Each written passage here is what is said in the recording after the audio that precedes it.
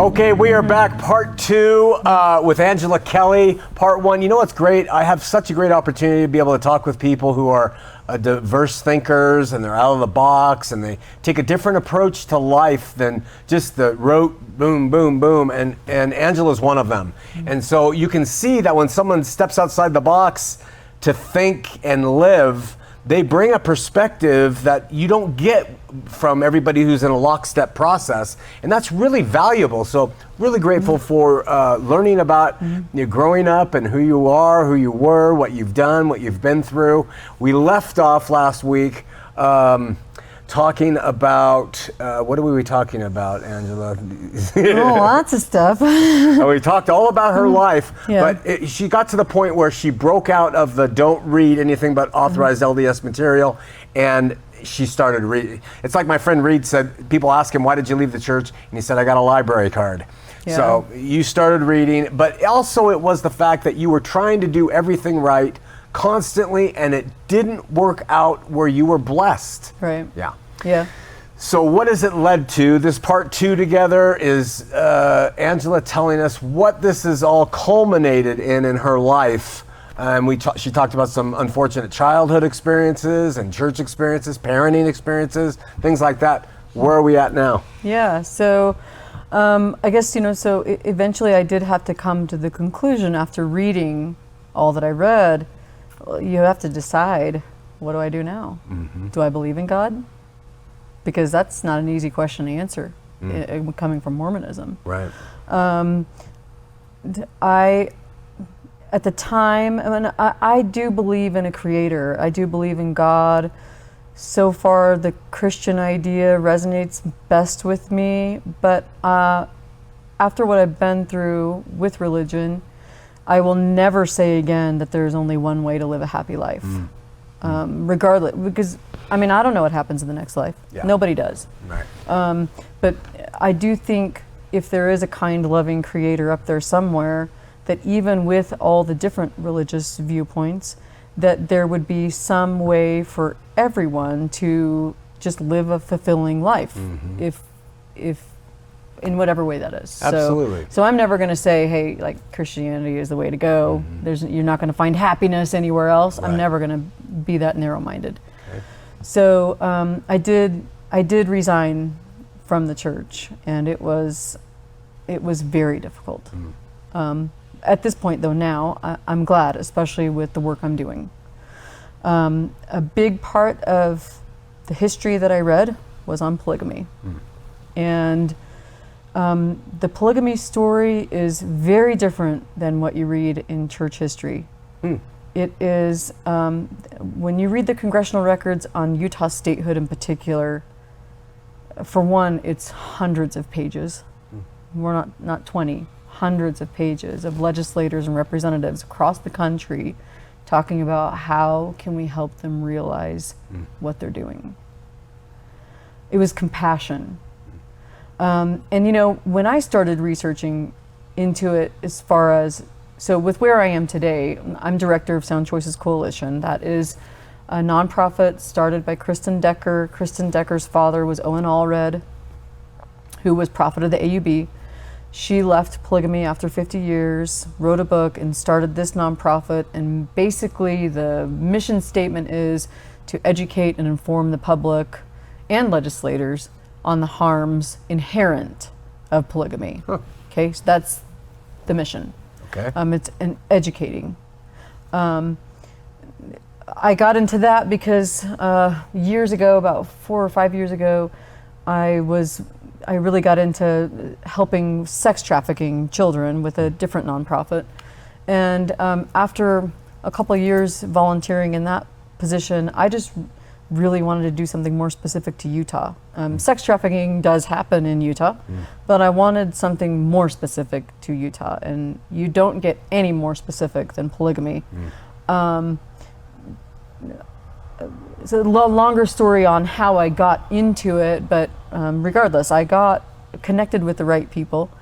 And once I met Brielle Decker and Roy Jeffs and then Kristen Decker, I knew once I really started talking to people who had lived it and left it, that I could never go back. to not. So I do want to say, my opinion on polygamy now is based on thousands of hours of research. I had to basically, I had to tell myself, okay, Angela, get rid of your biases.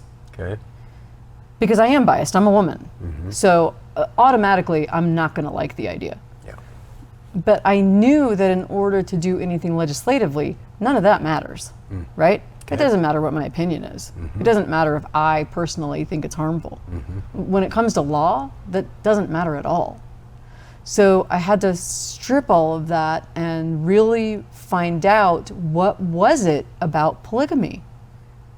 Was it, and ask myself those questions. Can you have polygamy and have happy societies? If you never ask the question, you're not going to find out. Right.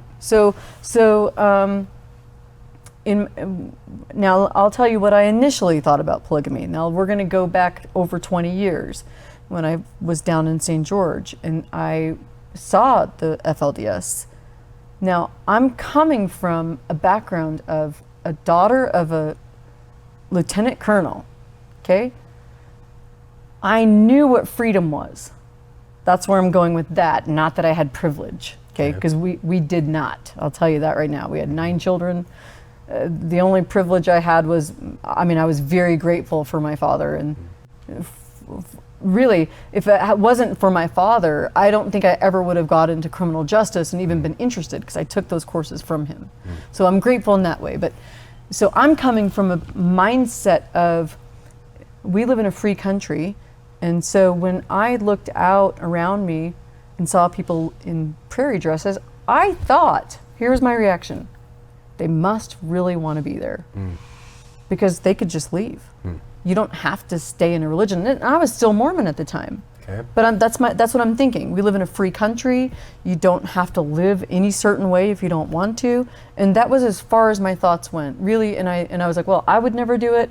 But if they don't mind, then who am I to say how they should live? Okay. Okay. Now, fast forward to the last year and a half, intense research, studying it from every angle. You have to ask yourself, before America was a country, you go all the way back to England in the year 1525. Do you know what the punishment was for polygamy? No. Death. Wow. Now, I haven't been the man or the man of the man. Yeah, death. Now, I have what I'd love to find are those conversations. Where are those congressional records that led to that decision? Because I haven't found that yet. I will find it because I want to know what was the state at the time where a government instituted the death penalty. How bad was the fallout for them to say, no, you're not living this way? That's what you have to ask. Okay. You can't just say, well, was it only religious persecution? You have to ask all the questions. You can't just ask one, So knowing that, right, then it was like, oh my gosh, so then what was the reason? And, so we do have common law, right? So that was the norm. It was common law. But a lot of my research, I did a lot of research into just marriage. I don't know if you saw my post on this. No. It's so interesting. If there's anything I can teach anyone from this conversation, it's ask questions and ask more questions and more questions. I wanted to know, Brigham Young made a comment. So, because I was thinking about the first generation of women who lived this. Think of the ideas they had to get rid of. Yeah. Brigham Young said to them in a general conference, you need to get rid of your old ideas on marriage. This is the Lord's law of marriage. And it caused me to ask, what ideas about marriage did they have? I didn't know. I only have my Mormon view of marriage, even currently. Not now, but because I've studied. But so I intensely studied what was it in Christian marriage that they were giving up. And it is fascinating. Now, I'm not saying everything about Christianity is great. Everybody knows it's not. Everybody knows that crimes have been committed in the name of Christianity. Sure. That's not what we're talking about here. let's talk about what did Christianity bring to marriage. Do you know, before Christianity, this is what marriage looked like. You were either sold, kidnapped. You did not have a choice. Consent was not part of the deal. Your father gave you, or you were traded, or, I mean, that's what it was. It wasn't any other way. Christianity brought two things. One, consent of both parties, and two, equality. Full equality. Fascinating. Can people comprehend what that means in marriage? Not really. No, it's hard to imagine, right? Yeah. But so I'm going back to the Common Book of Prayer, published in the 1500s, and it talks about the marriage ceremony, the Christian marriage ceremony, and just all the little details and all the symbolism involved and why. So like, I'll give you some examples and you just think of how this relates to a Mormon temple marriage, in polygamy or not. Marriage was to be done in public.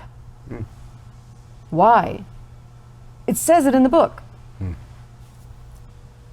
The family and friends were invited, the community was invited, and it was to dispel the things that ruined marriage. One, marrying too close.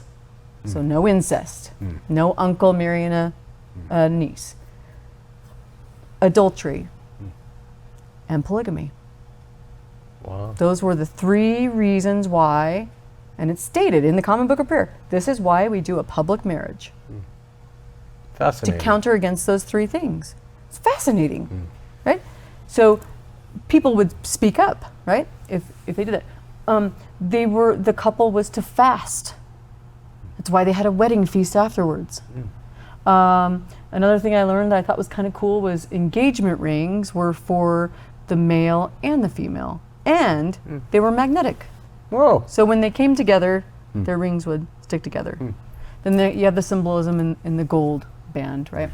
But this idea of full consent and equality is what I want to harness, because the more I realized what Christianity brought, when you realize that that didn't exist in marriage, for one, that's the big deal. It didn't exist in marriage pre-Christianity. And so when people say, well, what's the big deal with polygamy? Well, there's a lot of things that they're not telling you, and that's why I have a problem.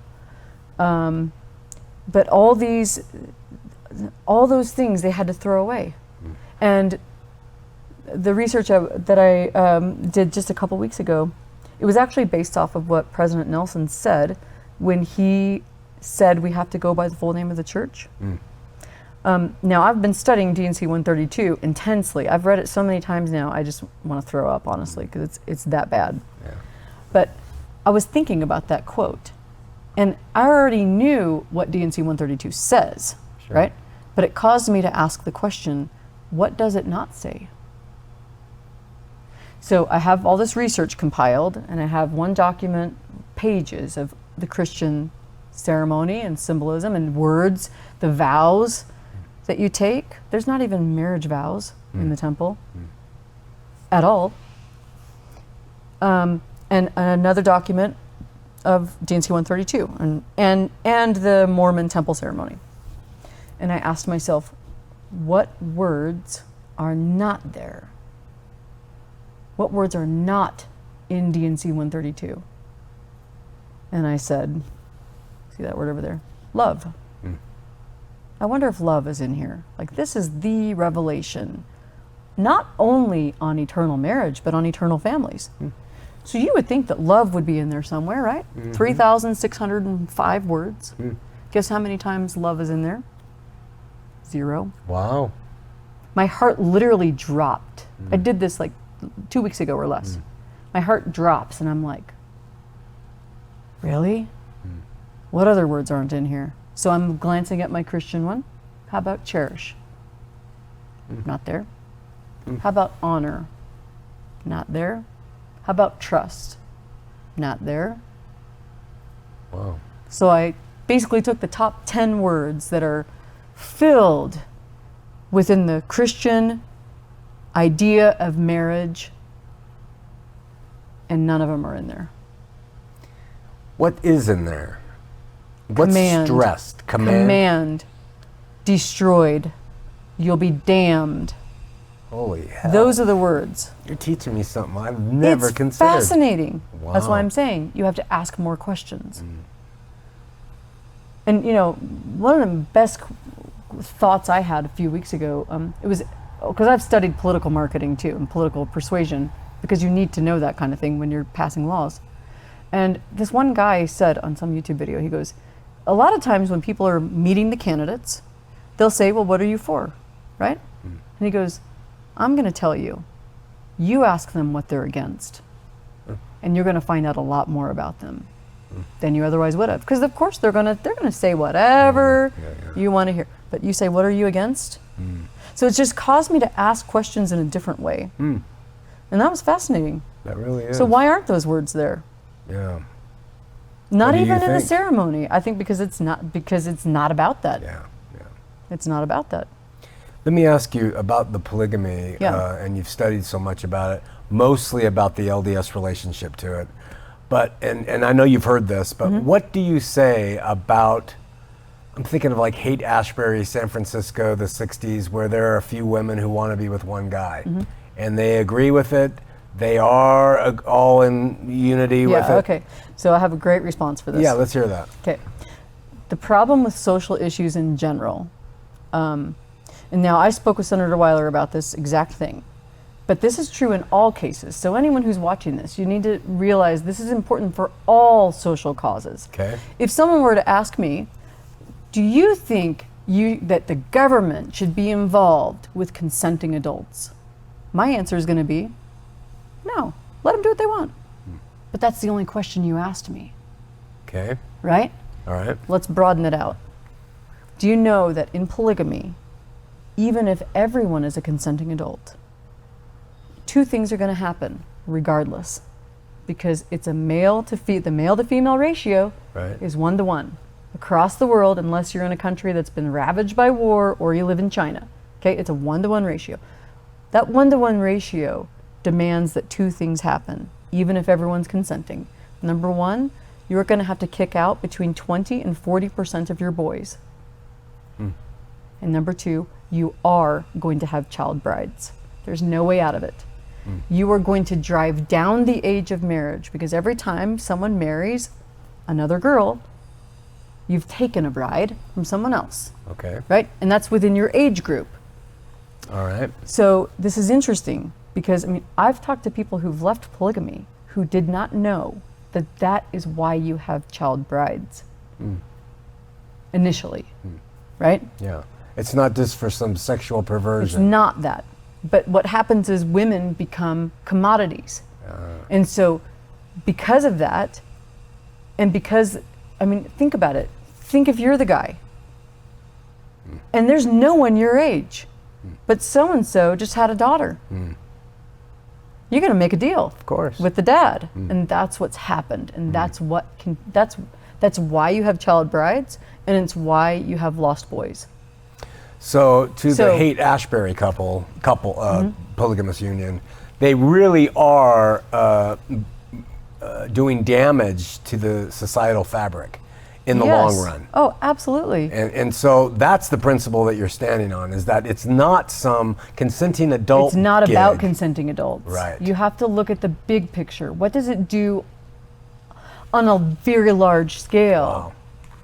If I you love if your you were thinking on if you were to this. ask me the same, like I said, if you were to ask me, should we be involved with consenting adults? I'd say no. Let them do what they want. Yeah. But now you have this issue. So And let when me that's- ask you another question. Yeah. Should we be involved in consenting adults who want to live polygamously?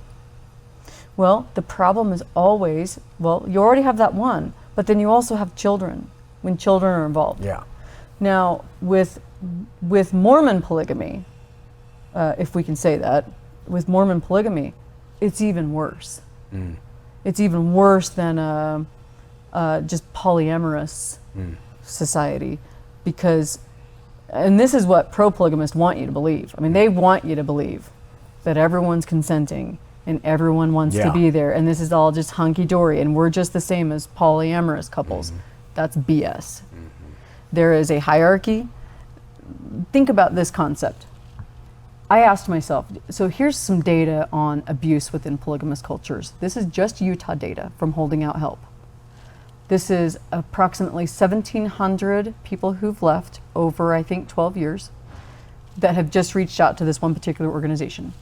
75% are reporting sexual assault. Now, you probably don't know what that means, so let me tell you. The worst country in the world is in South Africa for sexual assault, and it's only 30%. Whoa. Wow. So we have 75% of people reporting sexual abuse and sexual assault from these communities. So, why? Now, and my how is that question playing was out? why, Yeah. right? Why? Like, how is this possible when they're religious and they believe in the Book of Mormon and they believe in good things? No doubt. No doubt they do.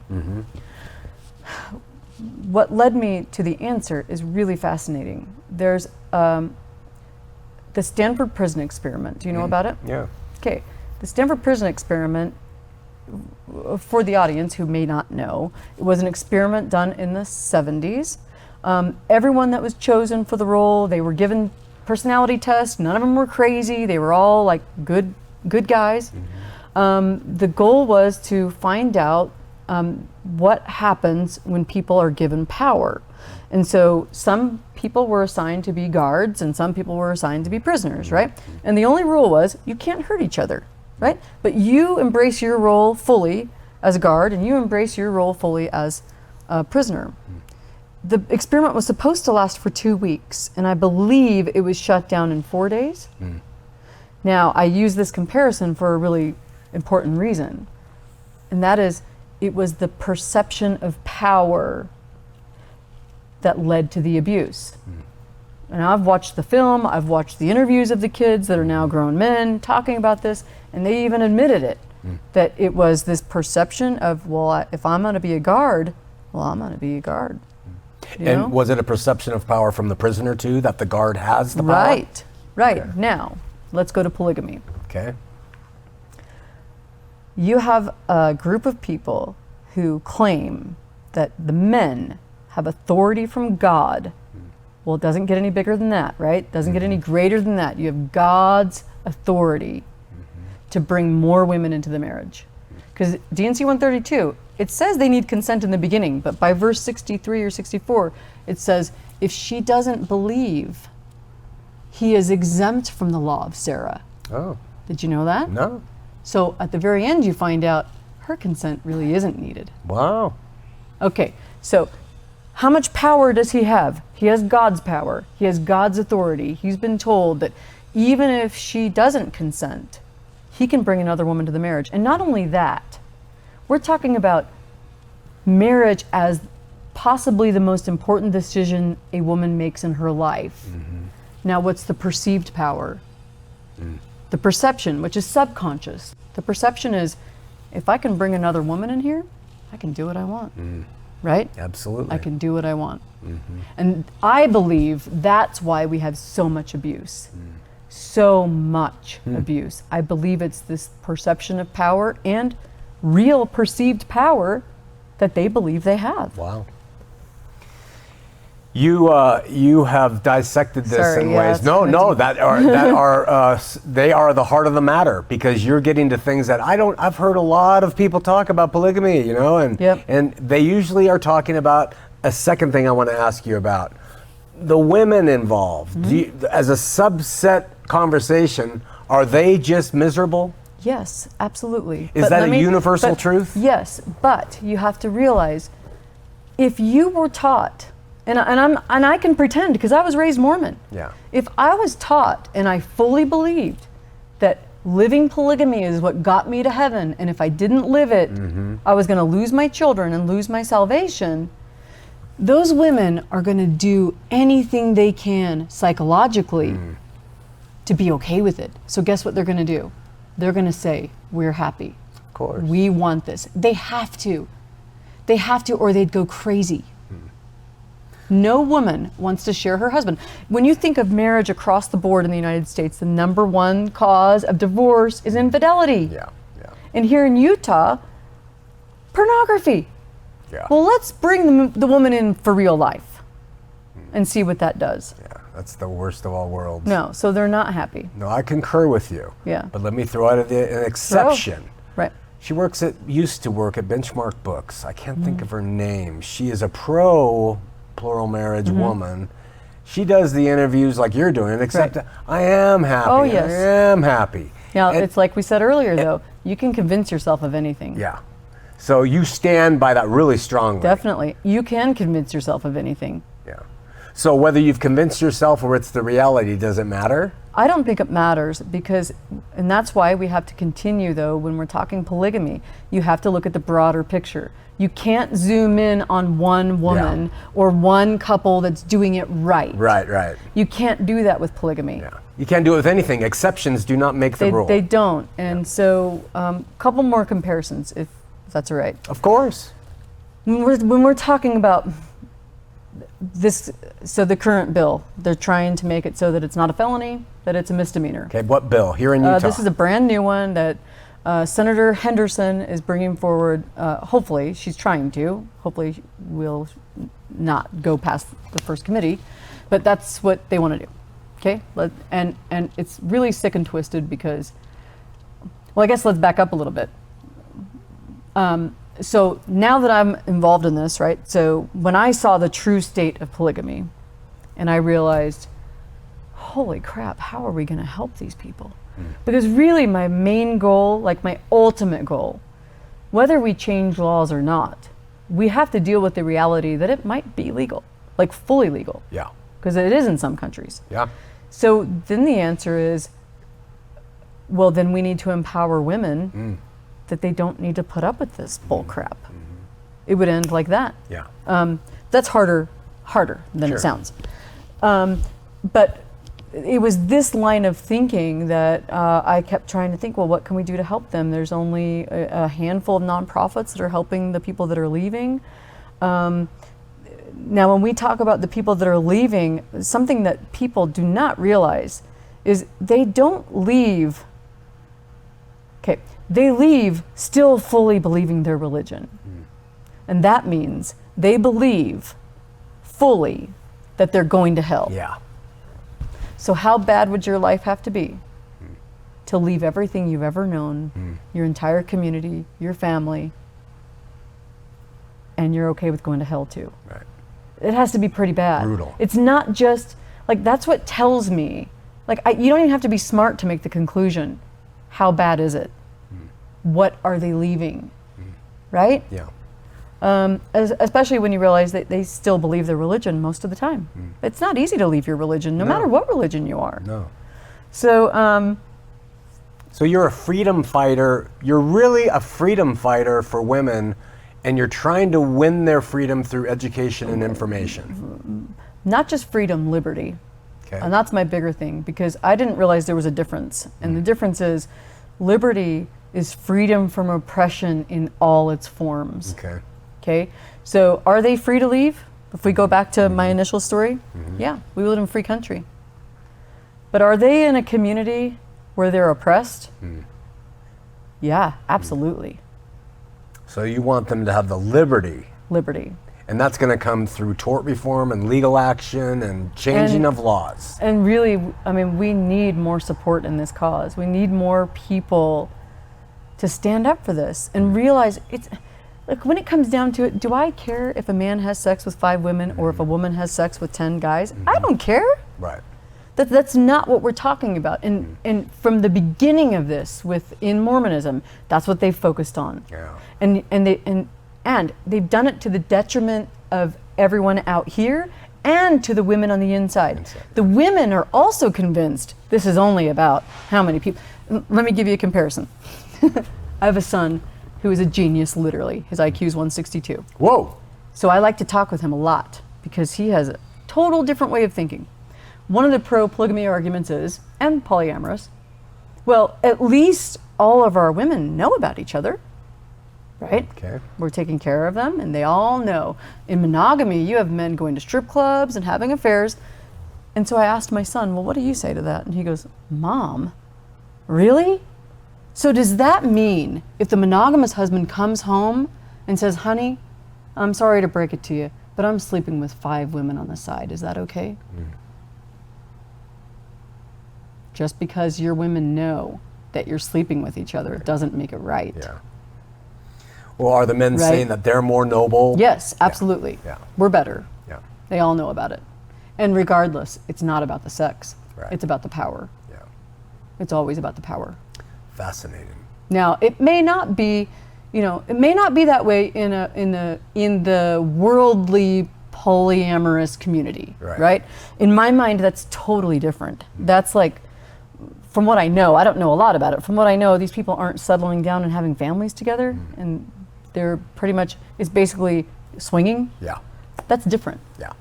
But still, I love the fact that you brought out that it's socially unjust if it's played out around the world, because some man's not getting the woman that the other one's taking. That's so right. That makes great sense. That's right. But I agree, because the God elements included in the Mormon makes stuff, it even worse. and in the Muslim side. Yeah. So there's 3 examples that I'll use in my argument when we go before the committee, and I'm pretty sure they're pretty convincing. So one is the Canada polygamy case.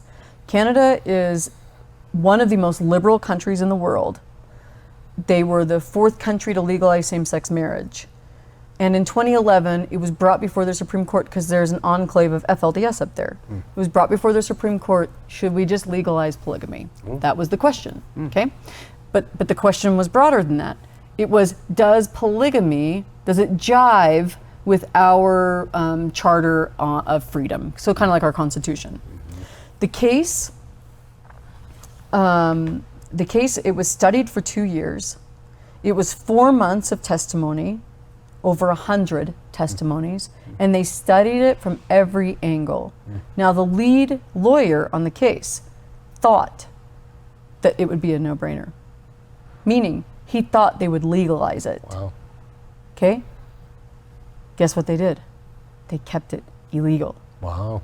And really, the biggest factor for that one lawyer was the cruel arithmetic of child brides and kicking out boys. Wow. You're never going to get rid of that. Unless you're going to traffic in girls from another part of the country. And is that right? Oh boy. And is that right? No, that's horrible. Is that good to do? So that's the first argument. So that's the first case. That's the first comparison. That decision is over 300 pages, and it took the judge over a year to write it. And there's now a book on that case, but you can also, I have in my file over there, I have the printed decision, and the judge goes one by one. Like, there's so much more than what we're talking about here today on why they kept it illegal. Second example, let's go to Israel. Right now, in 2017, there's a portion of Israel, I can't pronounce the name of it because it's not my language. It's like Bedouin or something.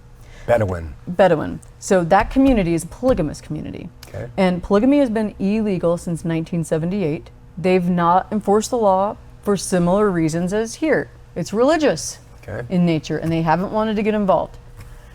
The situation there is so bad that in 2017, they passed an $835 million budget to eradicate polygamy. Wow.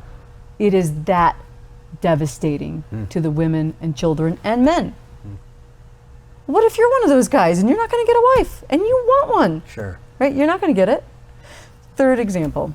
I mean, that one I give just, we need to ask what was happening in Israel, and that report's available online as well. It's 315 pages of evidence of what was harmful and their plan. And when you start talking law, legislative stuff, when you realize that they did that, it had to have been very bad.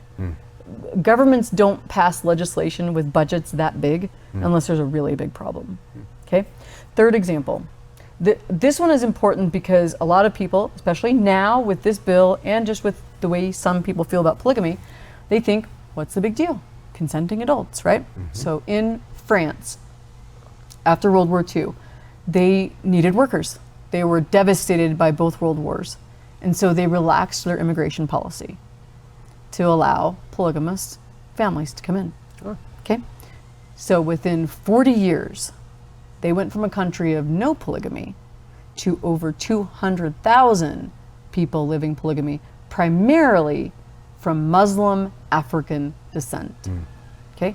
Within 40 years, it was so bad that they not only recriminalized it, they mandated that all polygamous unions divorce.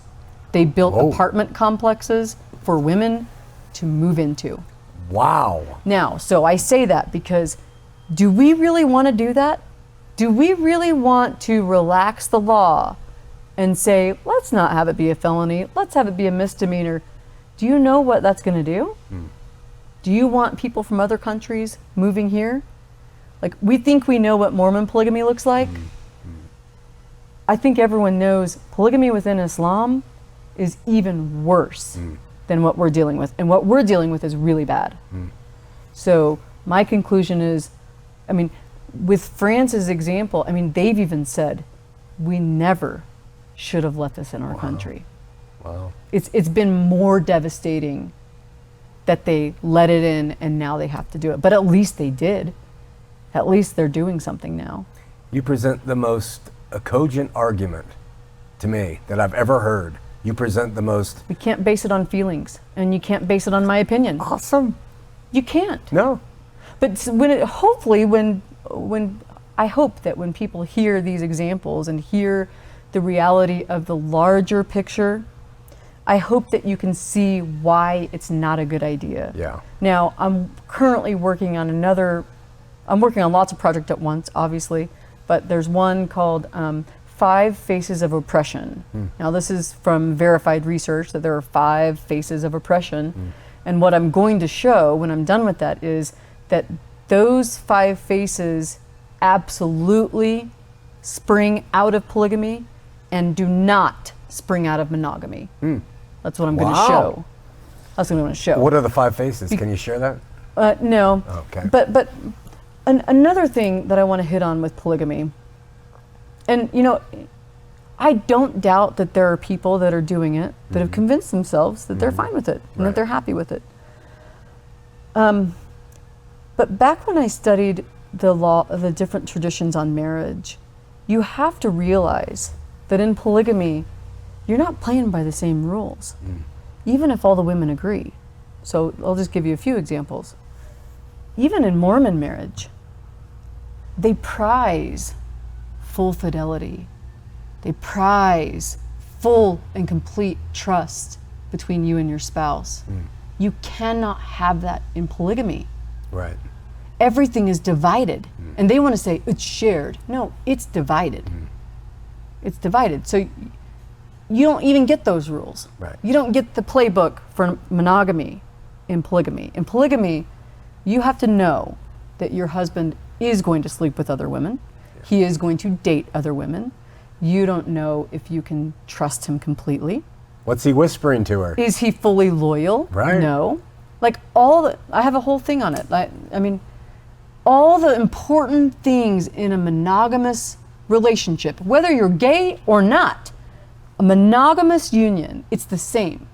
They expect full fidelity, full trust, full love. None of that happens in polygamy. You don't have it. You don't have it when you have 10 people in a marriage. Another fantastic argument. Right? Yeah. So, and then you have to ask yourself, what is that doing for the mental health of these women and children? And this comes to the argument that I typically hear. Right. From and that's the one that you Doris will and hear. others, which I do is the mental health, appreciate. which is important, but it's Yeah. not going to change laws. No, it's not.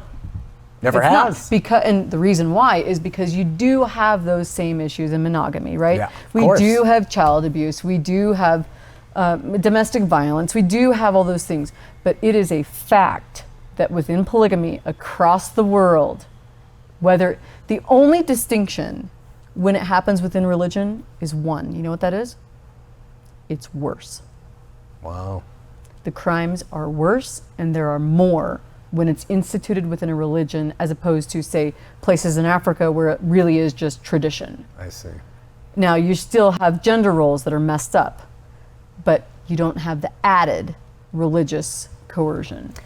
How do you handle if you have handled it, the LDS response, the one I see everywhere about Abraham and about polygamy being in the Old Testament? Do you get into that? Yes. So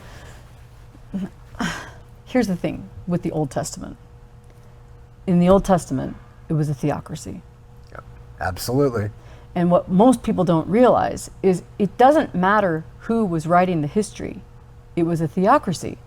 So that means it's going to appear as if it was from God because it was a theocracy. Okay.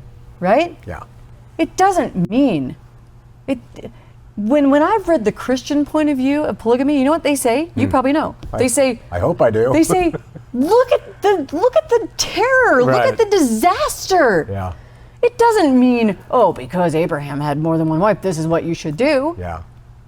Yeah. It's just an excuse. And my other point on it would be, are we living in the Old Testament times? Right. It's a great one. If you're ascribing to Christianity, do you not believe that Christ fulfilled the law? Right.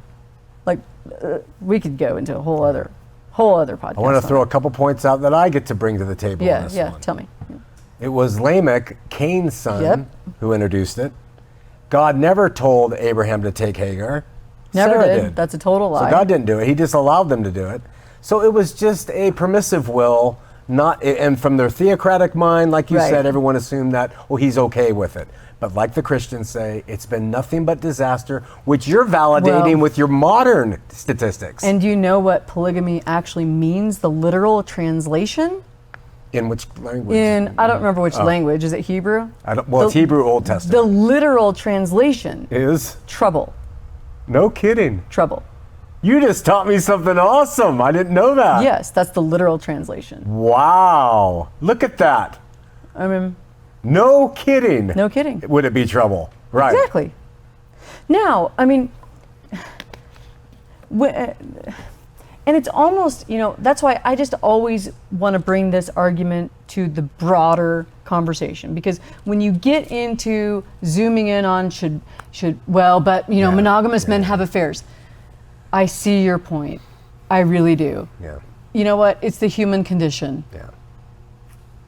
It's a human condition. Yeah. But the other problem I have within Mormon polygamy, especially, and I'm sure it's this way in other polygamy, is they're not telling you the whole story. They're not telling you the women in these polygamous communities absolutely believe they have to live this way or they're going to hell.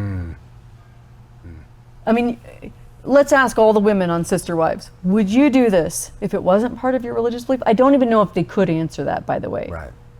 Because that's all they know. Sure.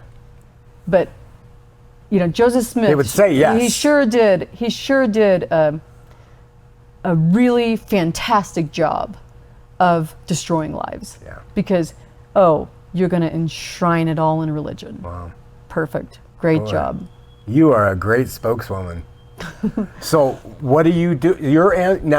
So what are you doing? So all of this information you're trying to. Yeah. So right now I'm building the case for this current legislation to say, no. Okay. No, you have to keep it criminal. But like I said, broader than that, I really, really want to reach people and reach the people that are living it, men, women, and children, and let them know. Because think about this. When the saints were in Utah, this is fascinating. Do you realize there's a book written on the trafficking that was happening, literally trafficking, when they were converting members from England and Wales. And do you know who they were converting? Women. And shiploads of women were coming in. There's a book written on it, published in the late 1800s. And in several countries, they ended missionary programs because they were converting only women. I've never heard this. I've heard the concept of them stealing the women, but not the trafficking and bringing shiploads of women over. Yes. Wow. Now, but why would they do that? You have to ask yourself. Because this is America. And everybody that was already here knew what freedom was. Like, Sorry, I'm going to get emotional because a religion should not tell you what to wear, what to eat, what to drink. They don't tell you that. That's not religion. Religion is supposed to stay spiritual only, right? Only. You don't get to tell me if I'm going to drink a cup of coffee. Right.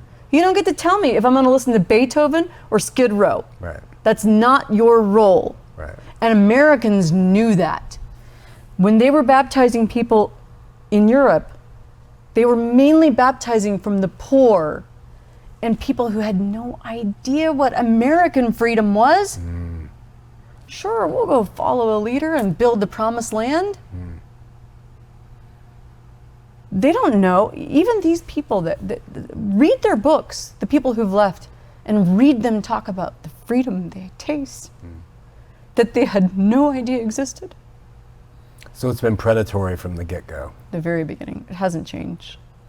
What's your opinion of, does the LDS Church on North Temple today want it legalized or made illegal once and for all across the United States? You have to ask yourself some really deep questions, and one of those is, why didn't they get rid of DNC 132? That's my question from the beginning. And if you want my opinion, I believe there are many, now I have zero evidence for this. Your opinion. My opinion only. I believe there are thousands, if not more than thousands, of good standing members of the mainstream church living polygamy.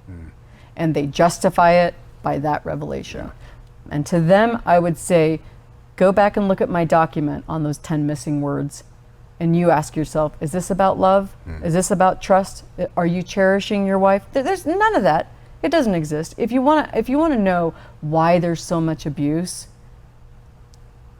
look at the structure. Yeah. It's not even built on that idea. Yeah. So now your question was, do you think the mainstream church wants to legalize it? Well, if it's in their doctrine, the reality is the only reason they got rid of it was because they almost lost everything. Right. So I would be, for the women who are watching, who are members of the church, I would be asking yourself, do you want polygamy legalized? Do you want to share your husband? Great question. And husbands who love your wives, do you want to be dealt that hand of cards? Do you want your priesthood leader saying to you, I know you love your wife, but you've got to have another one? Yeah. Now, granted, some men are going to jump for that, but not the men who really love their wives. They wouldn't touch it. They wouldn't. Right. No, not at all. So, yeah. So much. Heavy conversation. Angela, does your opinion is that you think perhaps thousands of upstanding current Latter-day Saints, not in fundamentalists, Oh, yeah, but not current in Latter-day fundamentalism, Saints, yeah. are practicing? Do you mean practicing in the literal sense or in the spiritual sense? I had a wife, she died, I was sealed to her. Oh, no, I mean literally. Literally. So there is speculation going around that Sherry Dew goes everywhere with the new president and his wife. Everywhere. Would you interesting. think that is hand in hand with that, just that opinion? Well, I mean, I'm not going to say Yeah. that that's happening, but I mean, I just go back to why didn't they? They could have taken it all the way out. They did it one time. Did they take it out of? Yes, I forget which year it was, but there was a year that it was taken out of the DNC. Oh, and then it was 18 put back in, something. yeah. Oh, okay. And then it was put back in. Yeah. And the reality is, the reason why is because that's the same revelation that's on eternal families. So they can't get rid of it. Got it. It would be nice, before I left the church officially, you just want it to be true. You just, for me at least, I just wanted them to say, can they just come out in the open and just say, yeah, we made a bunch of mistakes.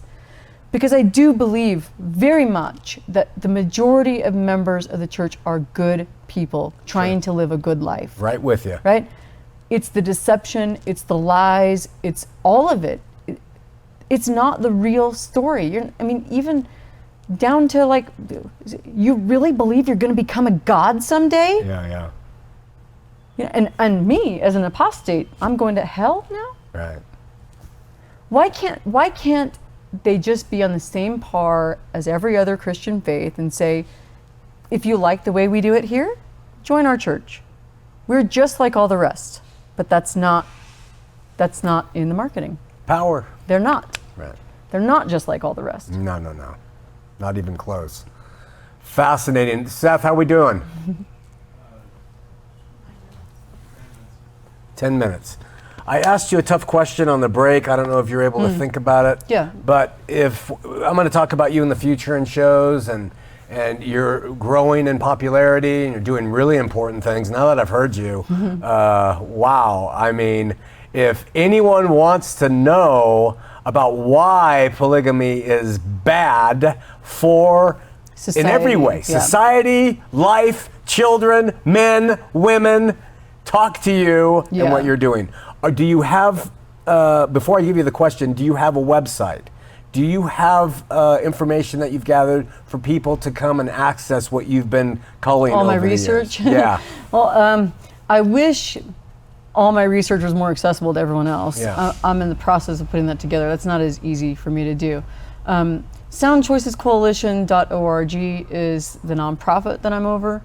But if someone's interested in really getting involved, like I'm not interested in debating anyone on this issue. Okay. You're not going to convince me in any way that this is a good idea. But if you would like to understand it more and have like civil conversation, I would love to talk and meet with you. Ultimately, we definitely are going to need more voices in this. The problem is, regardless if you're in the church or out of the church, even for those that are out of the church, the problem with those that are out of the church is you have the polyamorous community and everyone wants to think that it's just okay to have sex with whoever you want. Right. And it's like, is that how life really works? Do we just really get to do whatever we feel like doing and not think there's widespread consequences to it? Right. In all things. Sure. Alcohol, drugs, sex, money, you name it. You name it. There's a happy medium, and that happy medium for families is monogamy, whether same-sex marriage or regular monogamy. It's monogamy. It's two people.